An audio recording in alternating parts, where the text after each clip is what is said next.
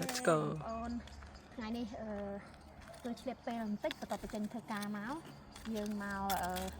លក្ខណៈថាមកមើលស្លឹកឈើជ្រុះរដូវកាលនេះគេហៅរដូវកាល winter វារដូវកាលត្រជាក់ណាហើយក៏វាមានលាយឡំនឹងស្លឹកឈើជ្រុះដែរតែដោយសារតែស្លឹកឈើជ្រុះនឹងរដូវកាលស្លឹកឈើជ្រុះនឹងរយៈពេលតិចពេកប្រហែលជាខ្ទង់2 ទៅ 3 សប្តាហ៍ទេតែបើសិនជាយើងលក្ខណៈយើងមកតន់គឺវាជ្រុះអស់ហើយនេះបងប្អូនឃើញស្លឹកឈើជាក់ស្ដែងណាគឺចាប់ដើមជ្រុះបដើពីស្លឹកពីចង់មកហើយបន្តិចទៀតនឹងជ្រុះអស់នៅឃើញតែចង់តេឡតហ្មងដូចដើមឈើងាប់អញ្ចឹងណាអញ្ចឹងកាលណាតែទេសភាពកាលណាតែអាកាសធាតុវាចុះត្រជាក់ខ្លាំងស្លឹកឈើនឹងវាអាចត្រូវត្រង់នៅនឹងដើមនឹងបានយូរទេវាប្រកបជាសពបសពូនអីធ្លាក់ចុះមករស់រយដូចមនុស្សយើងអញ្ចឹងណាមនុស្សយើងវាមានលក្ខណៈកាត់ចាស់ឈឺស្លាប់បងប្អូនតែស្លឹកឈើដូចគ្នាអញ្ចឹងវានៅពេលដែលរដូវកាលក្តៅមកវានឹងចាប់ដើមដុះត្រួយចេញប្រឡូកត្រួយមកហើយ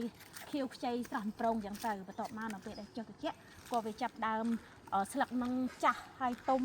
ហើយក៏រុះរយបដាឃើញហើយបងប្អូនមានស្រាយសិតតែវាស្លឹកឈើជ្រុះទ្រុបទៅពេញនឹងហ្មងណាអញ្ចឹងសម្រាប់បងប្អូនដែលមានគោលបំណងចង់មកមើលស្លឹកឈើជ្រុះអីមកមើលឲ្យហើយពួកអីស្លឹកឈើគឺ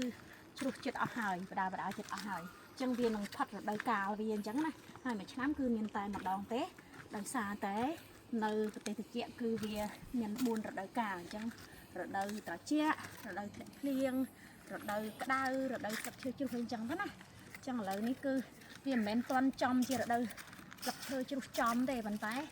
ដោយសារវាចាប់ដើមចុះត្រជាក់បដាអញ្ចឹងវាក៏ចាប់ដើមស្លឹកជ្រុះមកអស់ណាបងប្អូនឃើញចាក់ដៃណាខ្មៅច្រើនតែស្លឹកឈើជ្រុះណាបងប្អូនអូខេអរគុណច្រើនបងប្អូនជួបគ្នានៅវីដេអូក្រោយ